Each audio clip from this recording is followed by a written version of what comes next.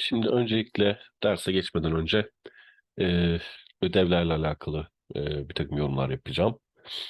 E, Henüz süresi bitmedi, uzatmıştık geç teslim için. O yüzden e, içeriğine dair çok bir şey paylaşmayacağım şu an. Hatırlarsanız birinci ödevimiz vardı ve bununla alakalı bir işte M dosyası teslim etmeniz gerekiyordu ve bunun için ben bir şablon yayınlamıştım.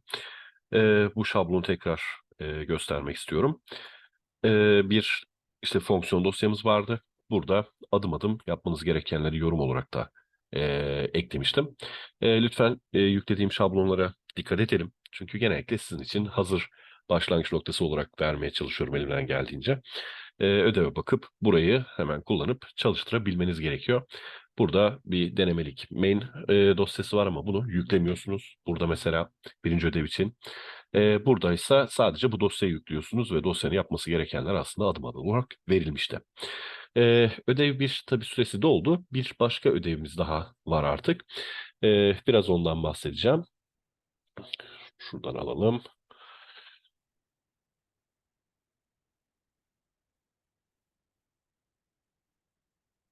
Şöyle. Yine bir şablonumuz var. Ödev 2'den bahsedeceğim. Bununla alakalı bir video yükledim. Yine gidip videoya bakabilirsiniz. Şimdi bu ödevde 2 adet sorumuz var.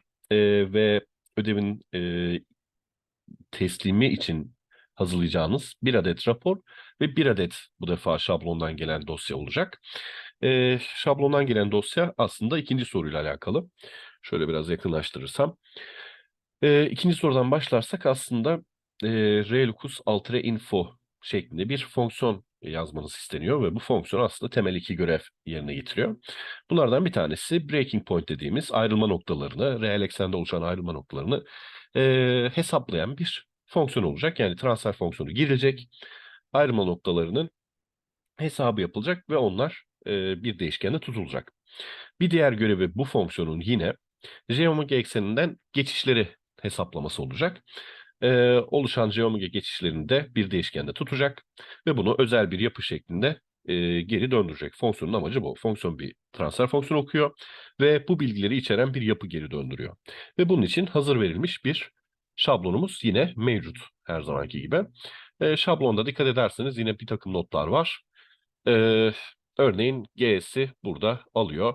Bir sembolik yapıya çeviriyor.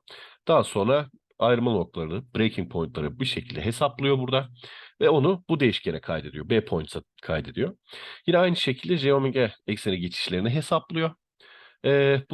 Bunu sağlayan kazançlarla bunun oluştuğu frekansları da K ve omega'ya kaydediyor. En sonunda bakın bu satırı değiştirmeyin diye de buraya not edilmiş. En sonunda bu şekilde bir değişkene kaydediyoruz info değişkenine. Ve bu info değişkeninin B points alanına breaking point'lar geliyor. K'ya K, omega'ya omega geliyor. Bunu şöyle düşünebilirsiniz. Step info vardır normalde. Step info'nun içinde settling time, overshoot, rise time, peak time gibi alanlar vardır. Bu da aynı yapıyı oluşturuyor. Yani ben root locus'a dair ayrılma noktaları ve geometri ekseni geçiş noktalarını bulmak istediğimde bu fonksiyonu kolayca çağırıp struct'ın içine bakmak suretiyle aslında bu bilgileri edinmek istiyorum. Bunun için de bir örnek sistem tanımlanmış. GS ile çağrılıyor, info geliyor. Yani ikinci soru, ikinci ödevde. Bu şablon üzerinden doldurarak yapacaksınız. Biz breaking point'u nasıl hesaplarız? Bunun teorik hesabını aslında biliyor olmanız gerekiyor. Buna bir bakıp bunu nasıl koda dökeriz'e bakabilirsiniz. Ondan önce aslında zaten bir dönüşüm gerekiyor. Sembolik araç kutusunu kullanırsınız tahminen. Ve yine geometri geçişleri için sembolik bir takım hesaplamalar yapacaksınız. Ee, Aslında ödevin ikinci sorusu bu şekilde. Ve yine sadece şu dosyayı doldurduktan sonra çalışıyorsa eğer bu dosyayı bana ileteceksiniz sistem üzerinden. Bir de birinci sorumuz var. Ee, Birinci soru ise daha rapor hazırlamalı. Buna artık kod istenmiyor. Bunun sorusu bir PDF isteniyor. Bu PDF'in içerisinde yaptıklarınızı anlatacaksınız kısa bir şekilde. Ne yapacaksınız peki?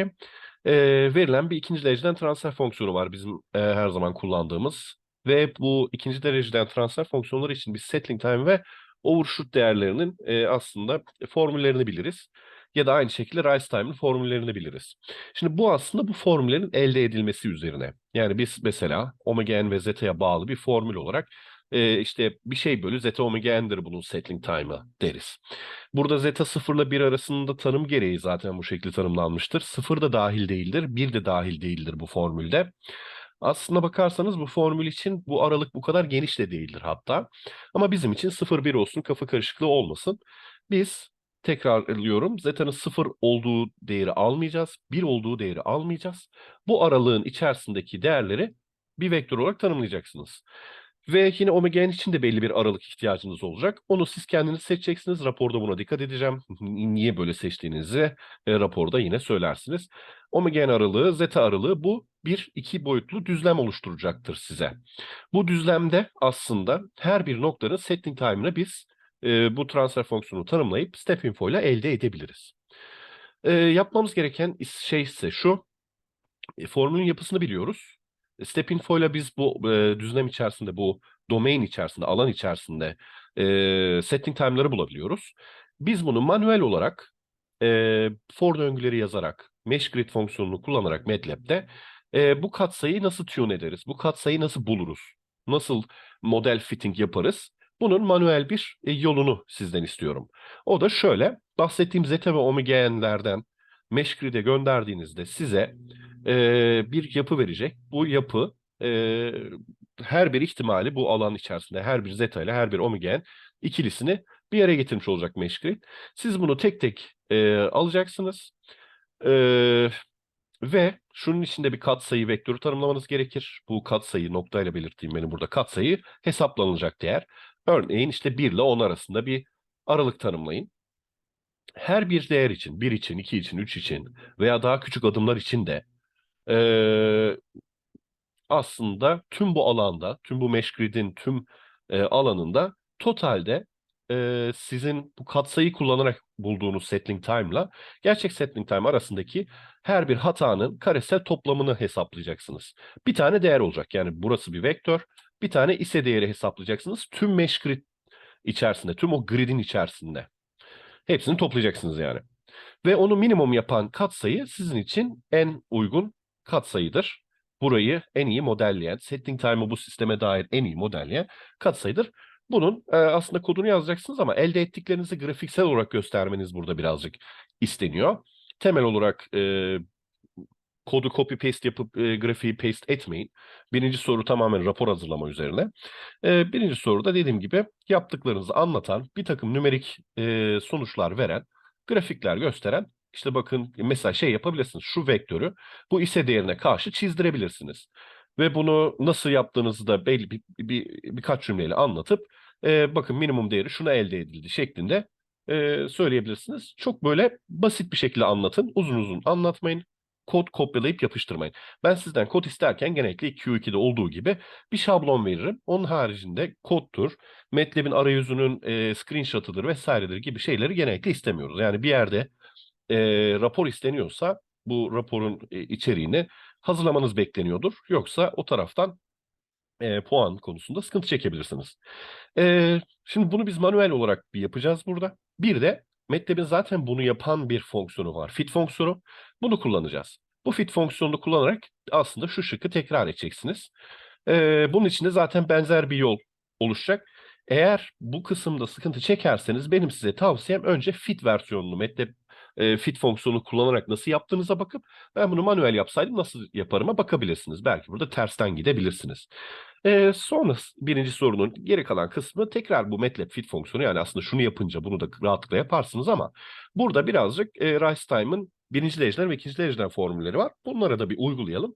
Bunları da bir görelim denilmiş. Dolayısıyla aslında birinci kısım tamamen e, model fitting ve işte bunun manuel hali de var burada.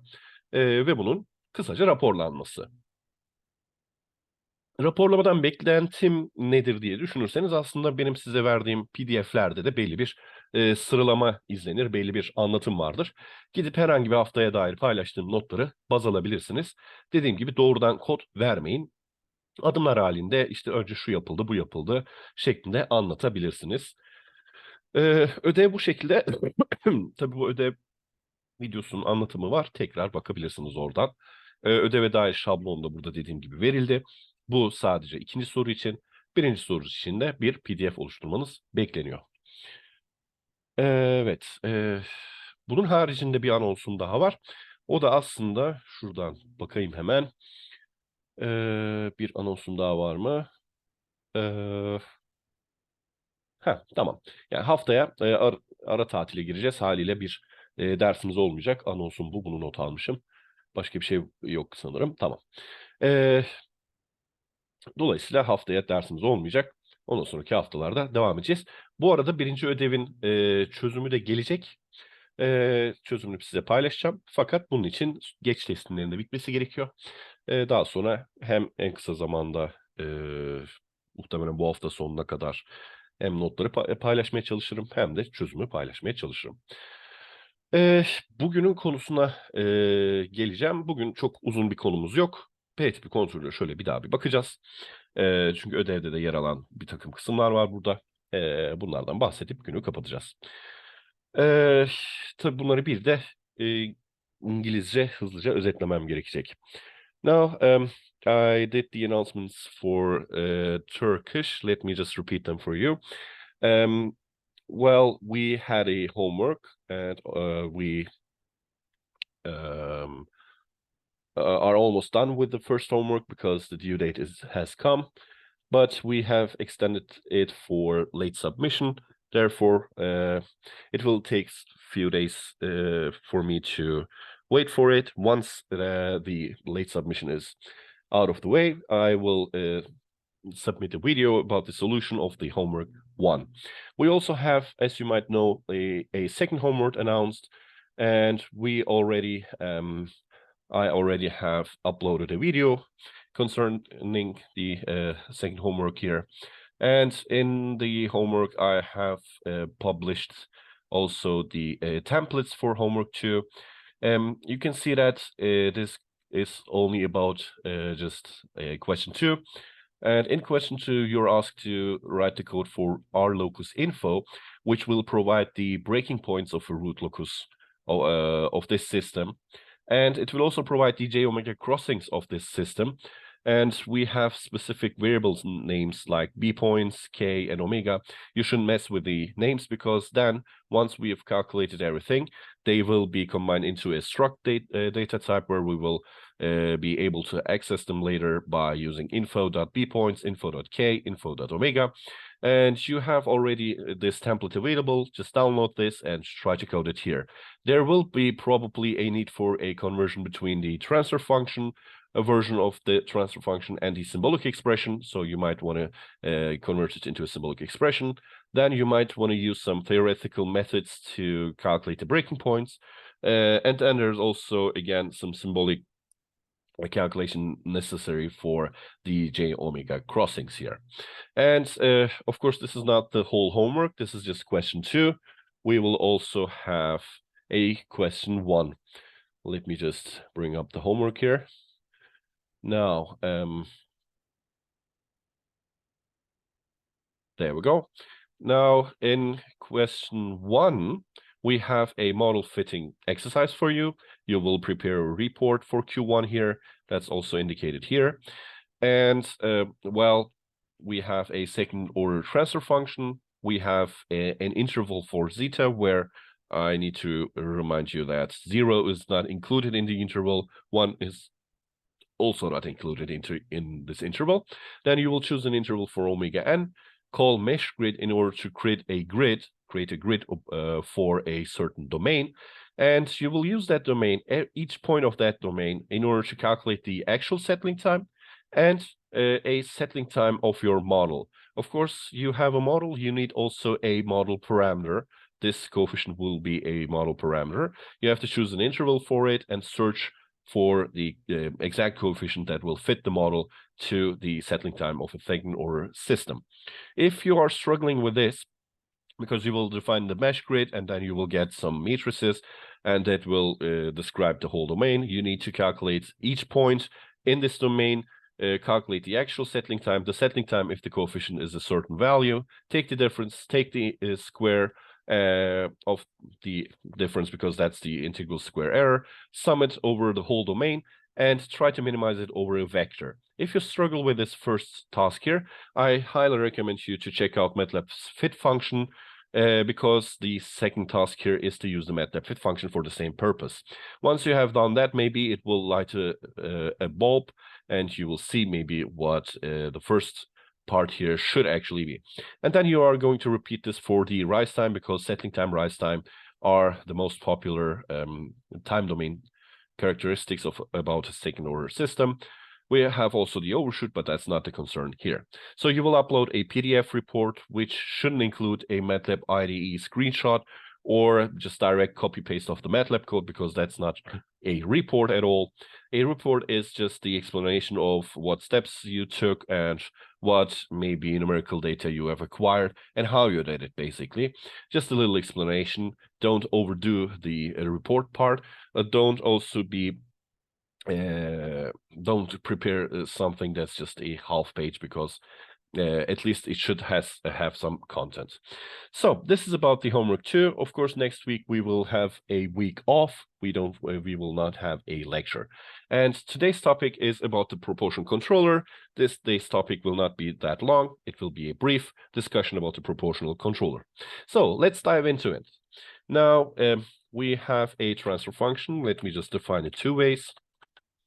One is going to be the transfer function 1 minus 3 minus 10.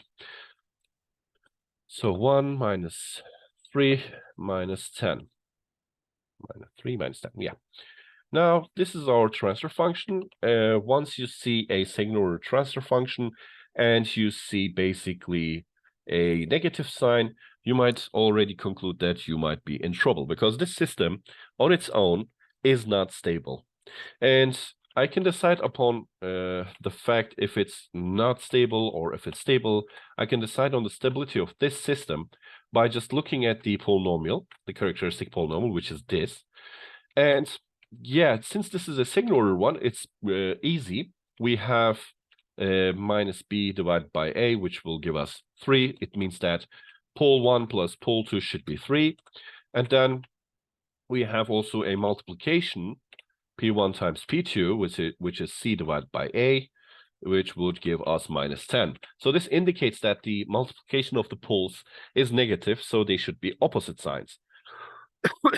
And it also shows that the summation should be a positive one, so it means that the positive root is greater, but then again we have a negative root. There should be one positive, one negative root, and the positive one is basically greater in magnitude.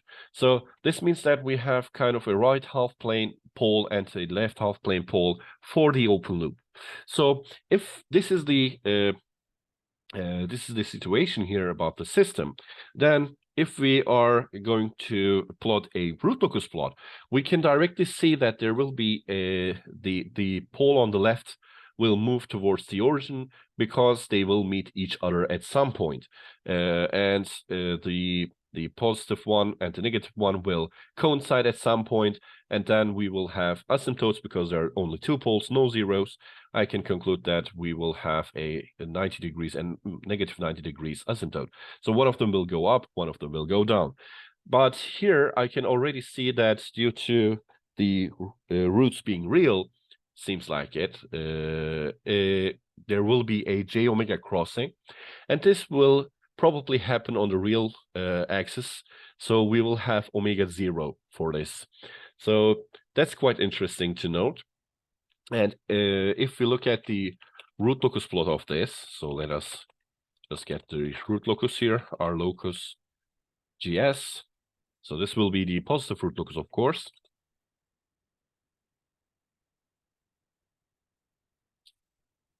Hope that MATLAB can keep up. There we go. Now you can see that's exactly what happened. But unfortunately, we can see that the pole on the left, which is -2, and then the one on the right, which is 5, they meet on the right half plane. And the reason for that was basically that the positive root, or the magnitude of the positive root, was greater than the negative one. So therefore, I could also already see that it is not possible to get a stabilizing interval for this specific system here, because the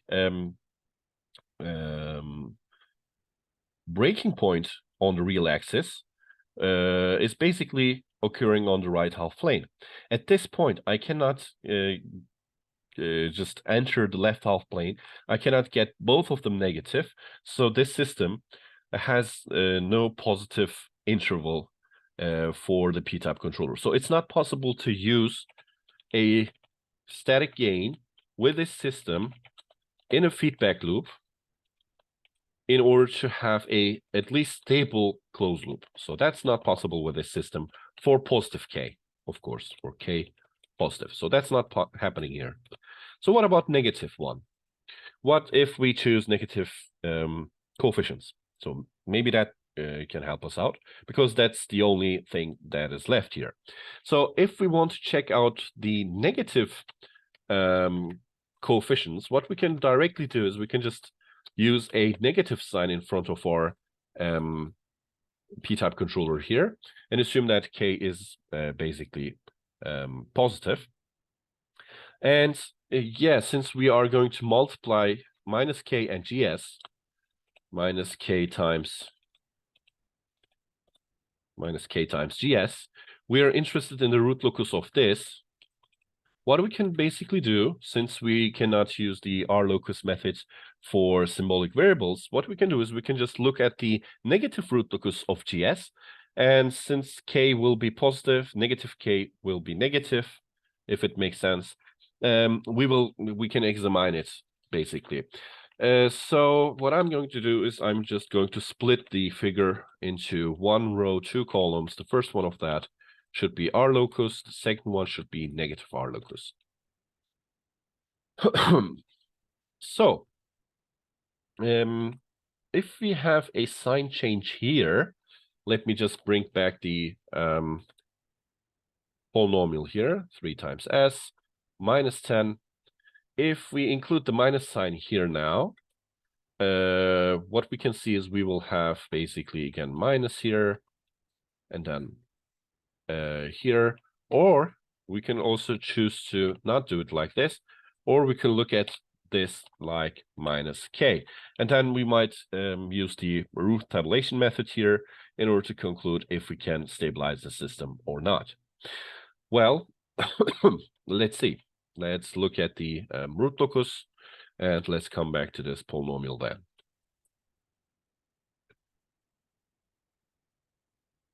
So again, we couldn't implement a coefficient, or we couldn't come up with negative coefficients because of the sign of s square.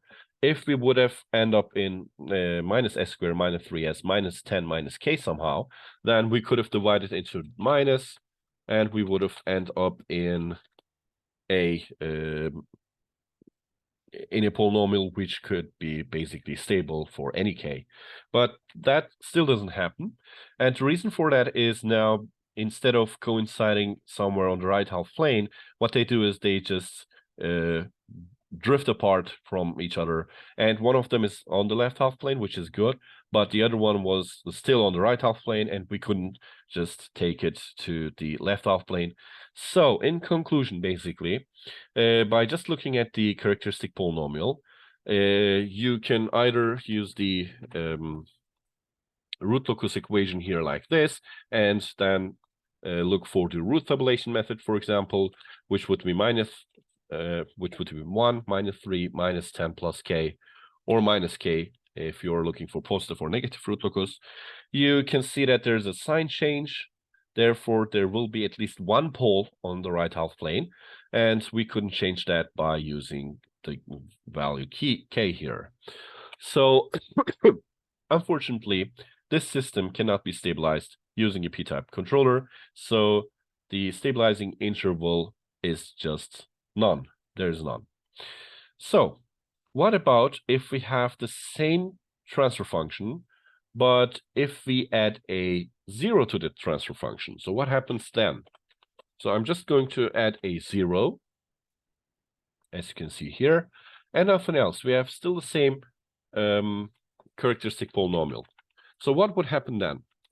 Well, let's look at it. We have s plus 5. That is going to be divided by s squared minus 3 times s minus 10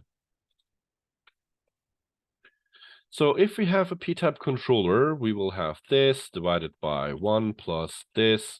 And if you look close, you can see that if we multiply with basically the characteristic polynomial of the open loop system, then we will get rid of this. It will become like this. So we can directly see that actually we have the numerator of the transfer function and the numerator of our controller, and then the denominator of our transfer function times denominator of our controller, which is just 1. So if you are lazy and don't want to do stuff like this, what you can do is you can just remember that the Ritlokus equation can be written down like this, because if we divide by ds, we get this. And since this is gs, it is basically 1 plus k times gs. But it sometimes helps out if you have to analyze a certain system. Now, we can see that basically the characteristic polynomial of our closed loop will look like this. Now, if we rearrange the terms here, we will have ks times 5k, and this will then take effect here. And if we look at the root tabulation method back again, what we can see is we will have k minus 3, and then 5 times k minus 10. Now we have the opportunity, hopefully, if we choose k wisely, to end up in all the same signs here. All of them can be made positive in this case, because we most of the time have the highest order term with a coefficient 1 or a positive coefficient. We look for positive coefficients for the next row and maybe the last row here. So it seems like if we want to have a positive entry here, k should be greater than 3. But if we want to also have this positive, we need to have this basically, and just look at 5k is greater than 10, means that k is greater than 2. Since we want to intersect these two, we get k is greater than 3. If we plug in k greater than 3, or 3k infinity basically, we should be good to go. Now, let's basically look at the root locus here.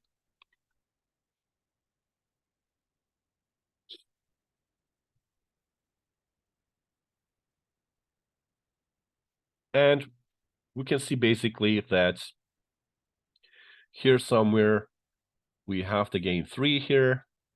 If I scroll a little bit, exactly here, and you can see that it is on the j omega axis. So this is basically a j omega crossing here again.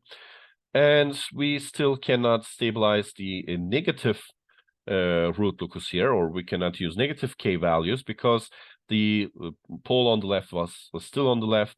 It meets the 0 on the left, but the pole on the right half plane does not enter the left half plane. It stays there, so nothing is changed.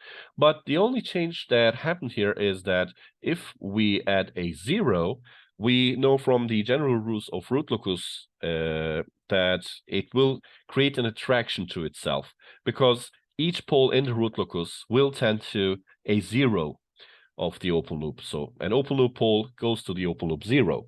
If there are no zeros, we assume that they are at infinity. So therefore we have the asymptotes, and then they will just tend to the asymptotes. But if we have a finite 0 like this, then we know that at least one of the poles will be attracted to it, and it will meet the 0 here. So if we place a 0 to the left, it means that we kind of create an attraction field to the left. So we pull the second pole, which was not entering the left half plane, to the left half plane, and therefore we create a stability interval. So it is kind of important to know these kind of stuff, because if we add, for example, another pole, what would happen? How could we look at the root locus? It's quite important if you in the future will try to design some controllers. So yeah, we can just basically use this gain 3, look at the closed loop, if it's certainly on the j omega axis. But we also have another crossing here, by the way, which seems like to be somewhere around here. So let me zoom in a little bit. Let's pull it towards the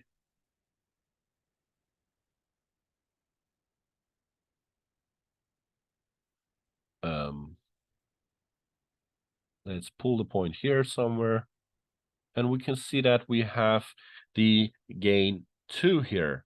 So basically, if we have a lower value than 2, we get just one sign change here. It would be, for example, if we have 1, we would have 1 minus 2 and minus 5.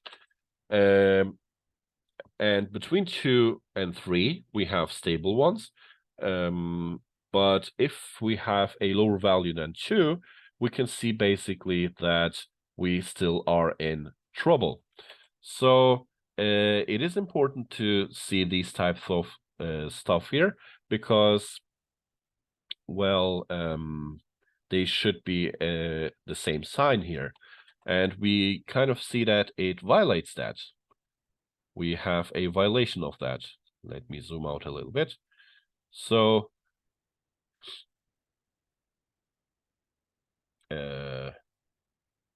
yeah, if the gain is between 2 and 3, what we can see that we have one pole. We have also pulled the second pole to the right half plane, and then they enter basically the left half plane again. So if you look at the root locus, you might conclude, okay, that in the interval 2 and 3, it is basically totally on the right half plane.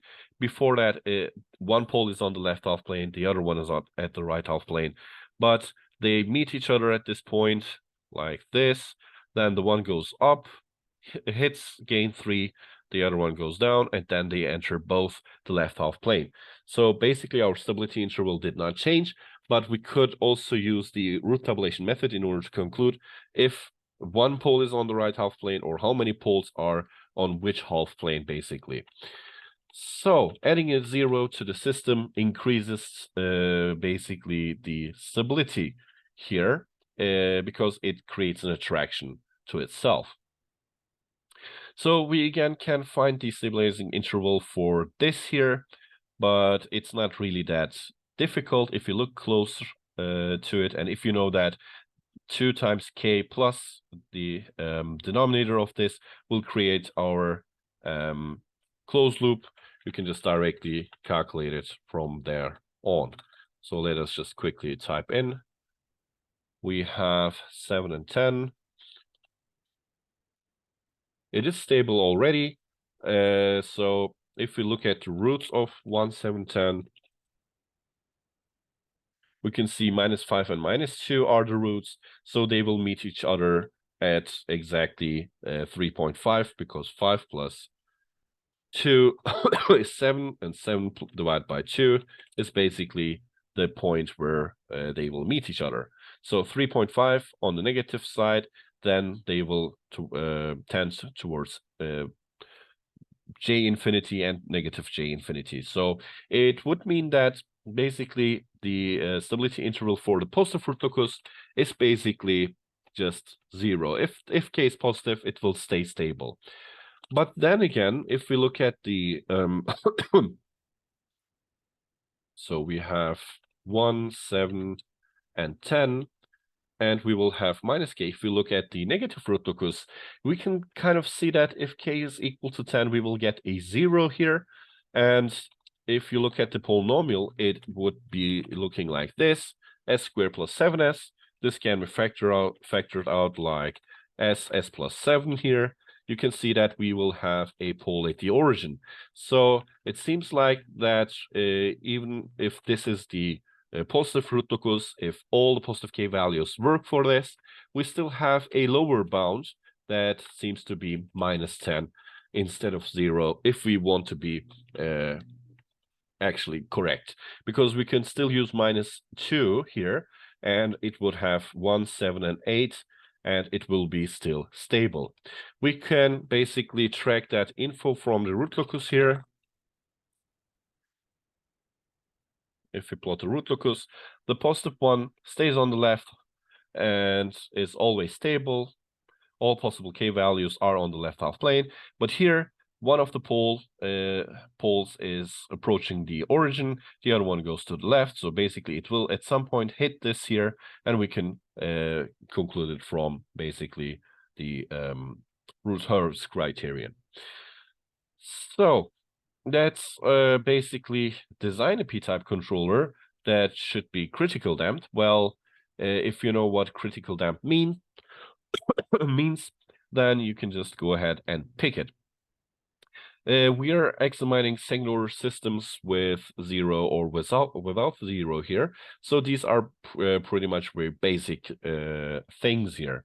Now, but let me show you a quick way for critically damped controller design here. For this case specifically, because it's a singular system, it is quite easy to come up with a solution without using the old theoretical stuff here. The only thing that you need to know about critically damped is that zeta should be equal to 1. And on the root locus, that's the special point. So let me bring up the root locus back again. It is basically the point where the roots are on top of each other. So it is the intersection point here. So most of you just use the root locus plot here and click on the intersection point in order to come up with the exact value. Sometimes that's troubling, but sometimes it works well. So how could we conclude ourselves if we want to look at the system and try to come up with a controller that does this? So, well, the numerator of the open loop is 1. So let's just directly add plus 1 times k, so k. And yeah, we are looking for polynomials that have coinciding roots. So that's practically what we are looking at.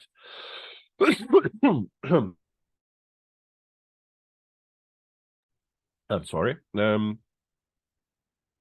So we are looking for a polynomial that should have double roots or intersecting roots, basically. So, well, if you look close to this, if I would have given you s squared plus 7s, could you just try to come up with a perfect square here? Well, you would do the following. We know that s squared plus 2 times a times s plus a squared would be a perfect square. So it would be s plus a squared here, basically. So we can basically do the same thing here. If this is 7, we know that a would be 3.5. So the square of 3.5 should be the constant term here. And since we have 10, we should just subtract 10 out of it. So this minus 10 should give us k. If k is 2.25, then we will have a perfect square. Therefore, we would have a critical damped solution. So, yeah, this is basically equal to s squared plus 7 times s plus 10 plus k. So this is basically what we're trying to do here. And there's no other solution here because of this exact argument here. We have s squared plus 7s. We don't interfere with these terms. They don't change because our p-type controller just affects the constant term here. So you can just use this perfect square for completing the square and then coming up with a controller gain that does this, basically. If we have, for example, another story, if it's overshoot, then it is more troubling. In this case, what we're looking for is basically we're looking for a certain zeta value, not zeta equals 1. And for 10% overshoot, we can just calculate it. Let's define overshoot 10%. The formula for this is minus log overshoot squared divided by square root pi squared plus log overshoot squared. Now, this is basically the formula, but this is not the formula that you might be used to, because this is the inverse formula where we have the exponential term minus pi times zeta divided by square root of 1 minus zeta squared. Something like this. So this is basically, this comes from the inverse Laplace of the step response of a second-order transfer function. And you can look up the textbooks for overshoot and zeta relation here. But this is for plugging in zeta in order to see what the overshoot will be. But in this case, we're looking for a certain overshoot, so we should plug in overshoot in order to get the zeta value that is necessary here. So what we get is we get the following. So it is 0.5912. By the way, let me remind you that this log is basically natural log. This is ln, not log 10. So if you type in help log, you can see that this is the natural logarithm. If you want to use log 10, log 2, you have to use the according number there. So don't basically forget this one here. Because we have e term, we take the log here, this goes down, and we then calculate this inverse relation here. Now, what happens if we know the exact zeta value? Well, if you look at the cosine d here, and d stands for degrees here, of zeta here,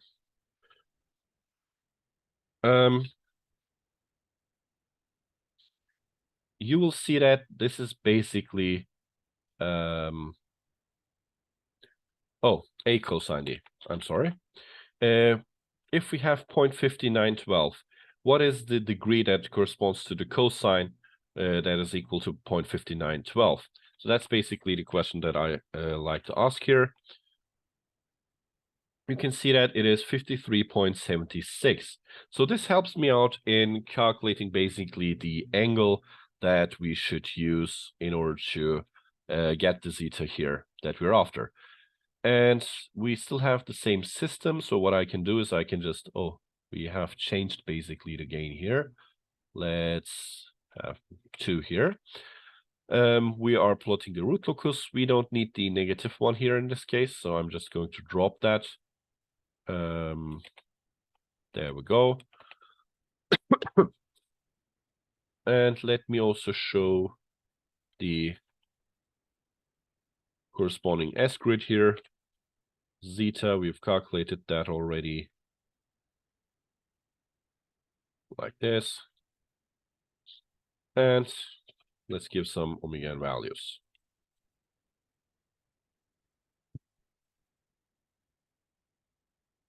So now here on the root locus plot, we have basically a zeta vector here, but it seems like the intersection point is not available here.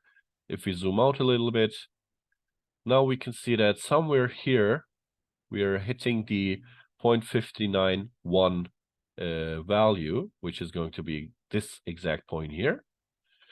And the angle that I've calculated here is basically 53.7. This is basically the angle that we've calculated here.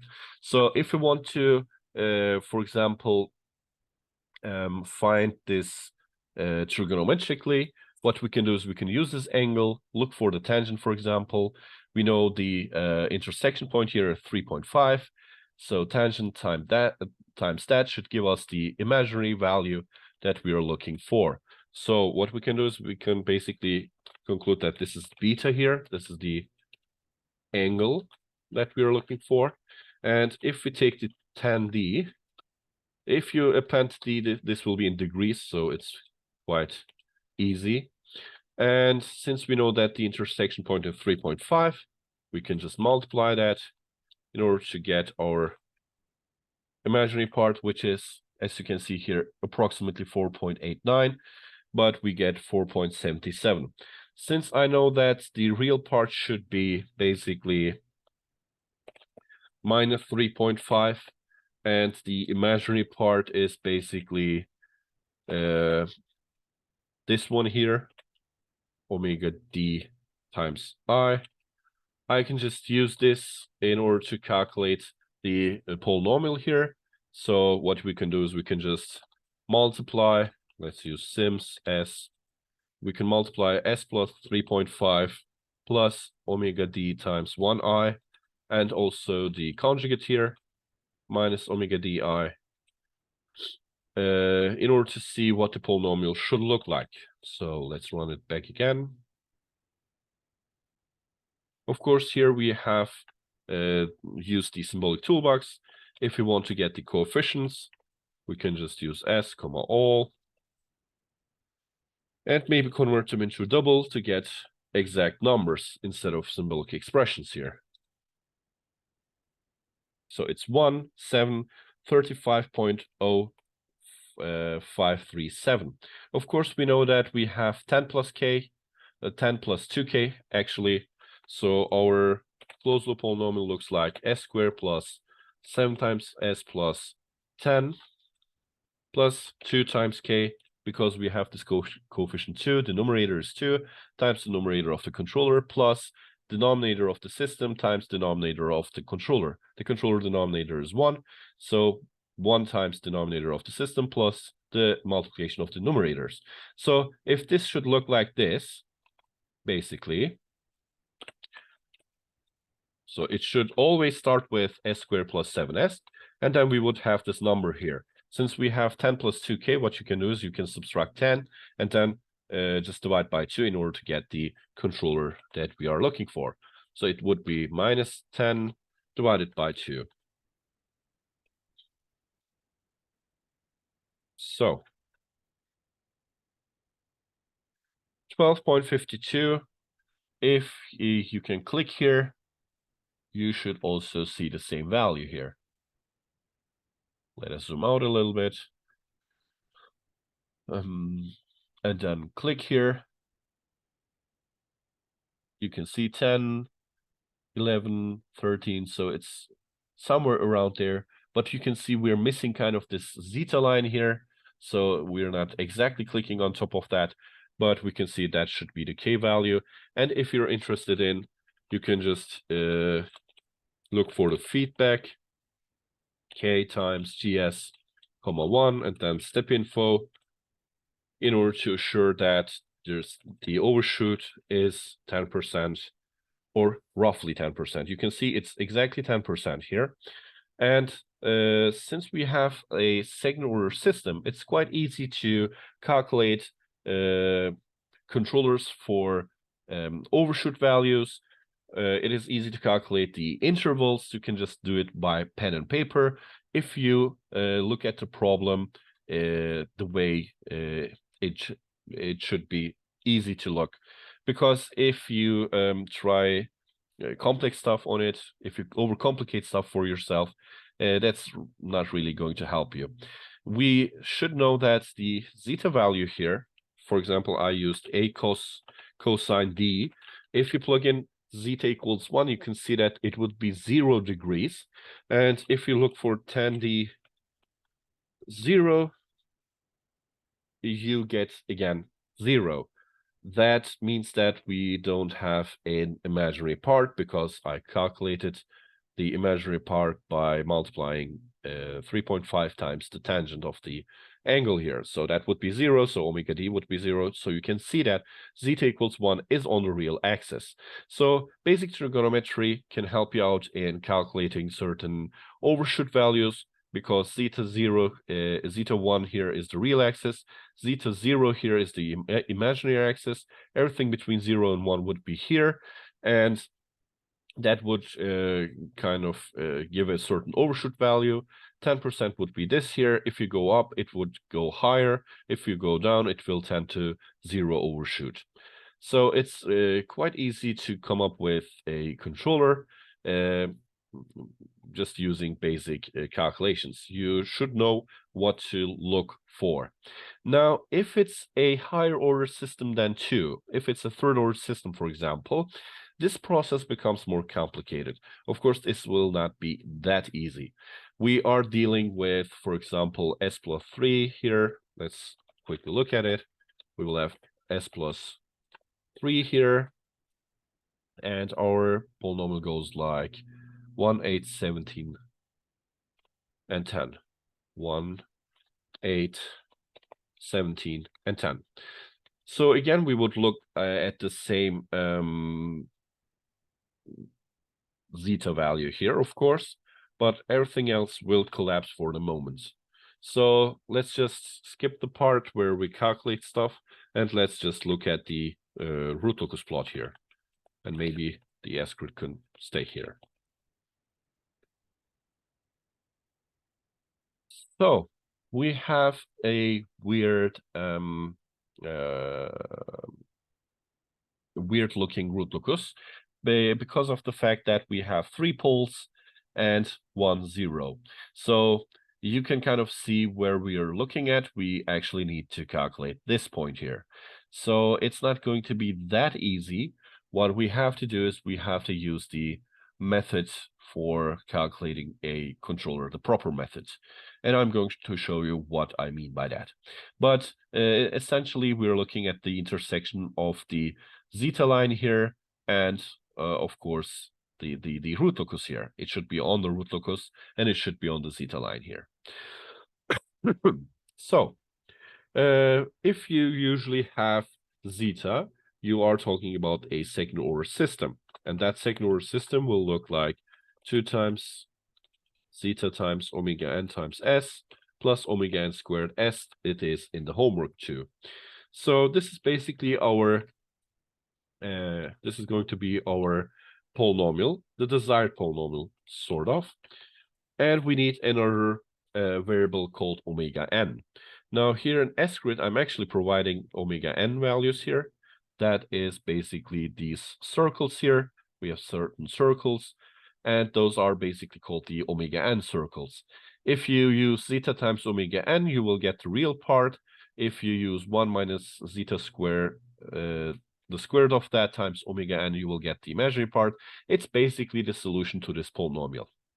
Basically, that's what we are looking at. And all this cosine and tangent comes from the fact that this is the polynomial, and if you solve it, you will get basically minus zeta times omega n plus minus j times square root of 1 minus zeta squared times omega n. So this is the imaginary part, this is the real part, and since we have a complex conjugate pair, we have this j here, plus minus j here. So this is the solution to this polynomial here. And if you look close, you can see that the tangents of beta here would be, if this is a triangle, you would see that we have zeta times omega n, the real part, and this is the imaginary part. So imaginary part divided by zeta times omega n would be the real part. And you can see that omega n vanishes here, and you are left with this here.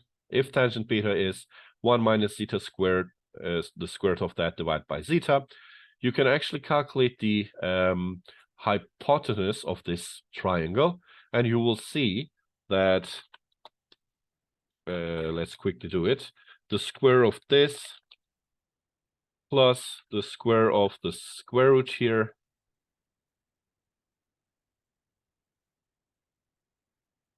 and the square root of the whole thing here should give us the hypotenuse. So basically, what we can do is we can just get rid of this inner square root here, and we would end up in omega n squared. You can do the math. So it would look like this with the parentheses here.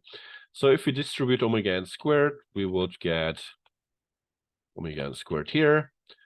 And this would look like omega n squared times zeta squared. So you can see that we have zeta squared, omega n squared plus minus. They will vanish. And we are left with omega n, the natural frequency here. This is basically the hypotenuse. And if you just use the cosine of beta, looking at the tangent beta here, cosine, you can see that it should be the real part here divided by omega n. So it would give us directly zeta here. That's the reason why I just took the inverse cosine of zeta. That would give me beta, and taking tangent beta will give me the imaginary divided by the real part here. So it's basic trigonometry. You have to just do it once, use this polynomial, look for its solution, draw it on the S domain, look for the angle, look for the trigonometric identities, and you should be good to go. You should know that this becomes basically just a natural thing for you. So we have basically defined our PDS here. So we're choosing 2 set of poles, but we're defining them using zeta and omega n. And since we have a third order polynomial, and since we know that the characteristic polynomial of this would look like s cubed plus 8 times s squared plus 17 times s plus 10 plus s plus 3 times k. This would be basically the characteristic polynomial. The numerator of the controller times numerator of the open loop plus denominator of the controller times denominator of the transfer function. So since this is a third order system, a third order polynomial, I need to add another polynomial here. So it should be s plus, let's call it p. Therefore, this will also be another definition. So since we're doing the same stuff over and over again, but it's harder with a high order polynomial, we've just equated the resulting polynomial to a certain polynomial that we're interested in. So we're going to do the same thing here. We need, again, a symbolic k here. So let me get rid of this whole thing here. So let me first run this. See if we have missed something here. Yeah, we have missed the Laplace variable s. There we go. So we have PCS, PDS, PES. So these are the polynomials. Now, what we are going to do is we are going to multiply PDS and PES, get the coefficients of this.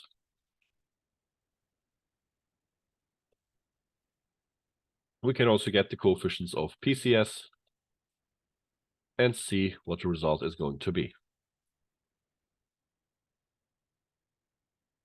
So of course we have a slight issue here because of the symbolic toolbox that we can solve.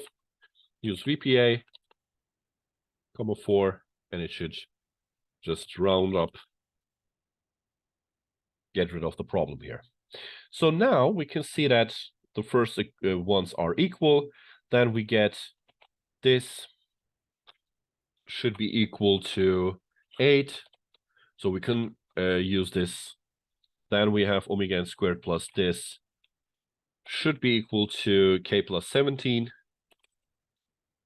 And then we again have this one here.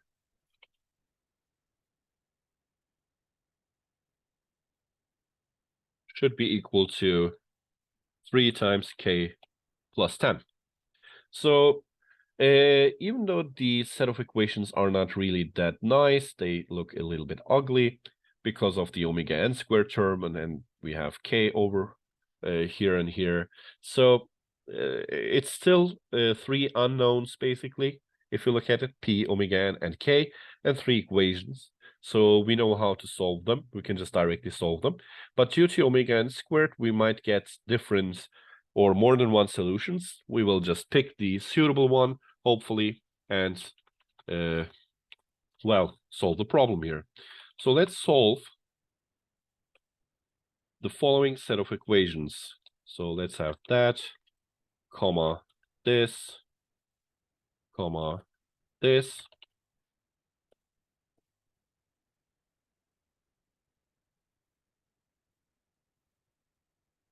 And solve it and store it somewhere.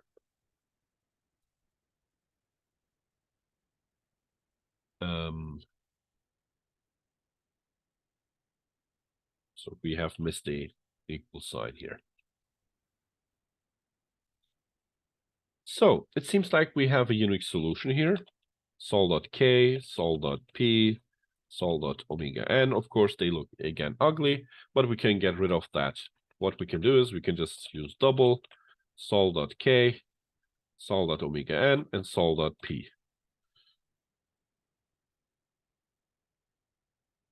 So here we can see that the first one is k. We have the k value, we have the omega n value, and we have a value p here. So it's not quite easy to see it directly by just looking at the system and say, of course, I need a third pole at this position, and the omega n value would be this, and then the k value would be this. But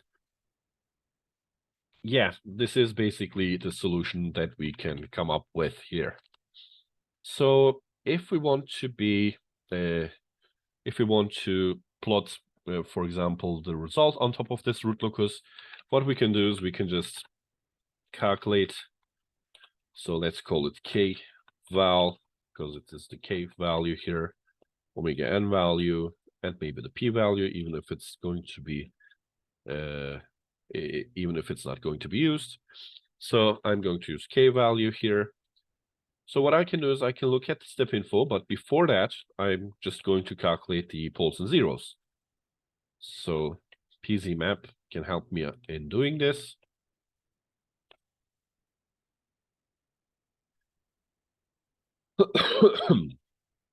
Instead of showing them, I can also plot them.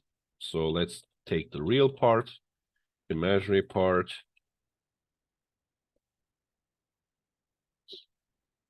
and then maybe plot them using line width 2. Repeat the same thing for zeros, and then a circle there.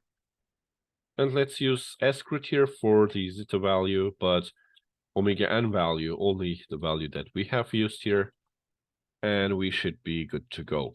So let's try this out. Of course, we need to hold on and, yeah, try it again. So here we go. We can see that we are exactly on the point where this zeta line and our root locus coincide. And we can see that we have another pole, which is at roughly 3 point something. And the exact value is, of course, 3.38. So what we've done is basically we have accepted the fact that we don't know what the omega n value is, which is basically 3.9, but we did only know what the zeta value is, and we added a third pole to the system because the overall resulting closed loop polynomial is a third order polynomial. So if we have a system like this, we are basically changing the polynomial into this one here. You can see that s cubed and 8s squared are basically the same.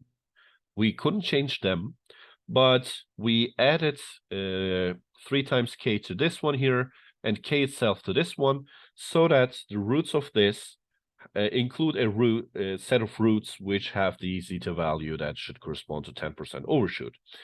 And that resulted in this here. Of course, we cannot conclude that the overshoot of the system will be 10% because, well, it is not a second order system. All the overshoot, settling time, rise time formulas are for second order systems that look like this, for example, here. We can come up with a zeta and omega n pair for this system and comment on the settling time overshoot or whatsoever. But it is not applicable to a third order system with a 0 or a second order system with a 0 here, because the 0 was not included. And in the homework, you will see how to acquire the rise time and settling time of such second order systems. And you will never use a 0 equal a 0 to your domain and your transfer function model. So why should this formula work for systems with zeros? Therefore, if you look at the step info, we might not get 10% overshoot because the formula is not applicable. Let's see. Yeah, we got 12.57, but we didn't get 10%, even though we are on the zeta line. And even though if you click on the root locus plot itself and come to the exact point here, you will see that the overshoot value will be displayed approximately about 10%. If you can click exactly on the point, it would show you 10% overshoot, whereas the system has not the overshoot that is written down here.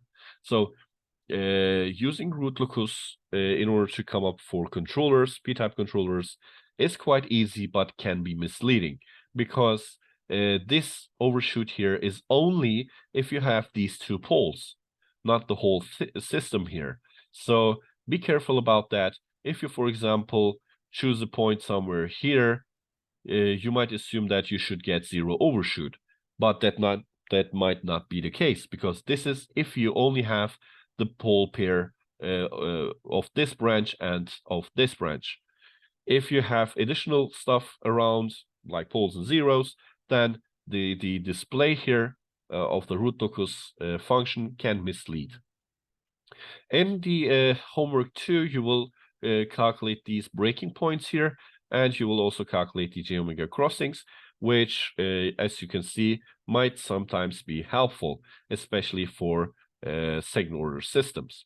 So I actually talked about the overshoot, so we can conclude the stability interval of systems.